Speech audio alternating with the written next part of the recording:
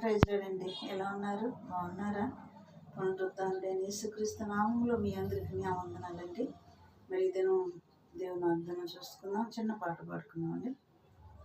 సర్వోన్నతమైన రాజ్యము నీది, సొగసైన సంబరాల నగరము నీది, న్యాయమైన నీ పాలన నిధుల చూడగా నిన్ను చేర జన సముద్రం ఆశ చెందని ప్రభువ నిన్ను మరదునా.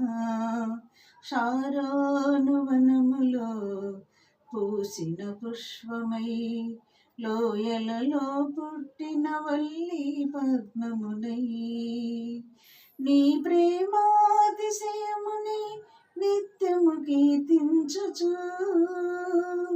ఆనందమయమై నన్నే మరచితిని. ఇది నా దేవుని అర్థం చూసుకున్నాండి. సామెతలు 8వ అధ్యాయం 21వ వచనం చూసుకున్నాం అండి. నన్ను ప్రేమించు వారిని ఆస్తికర్తలుగా చేయుదును, వారి నిధులను నింపుదును. ఇది నా వాగ్దానం అండి. నన్ను ప్రేమించు వారిని ఆస్తికర్తలుగా చేయుదును, వారి నిధులను నింపుదును. ఇది నా వాగ్దానం. ఈ వాగ్దానాన్ని బట్టి మనం ప్రార్థన చేసుకుందాం. బైబిల్ చదవండి. బైబిల్ చదివితే బైబిల్ మనకి అన్ని నేర్పించుద్ది. దేవుని ఆత్మ పొందుకోండి. ప్రభు రాకడ కూడా మీరు సిద్ధపాటు కలిగి ఉండండి.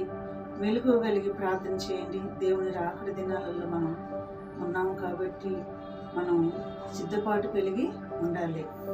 ఉంటారా? ప్రార్థన చేయండి. ఇది నంబర్ వాగ్దానాన్ని బట్టి మనం ప్రార్థన చేసుకున్నాం. కళ్ళు మూసుకోండి.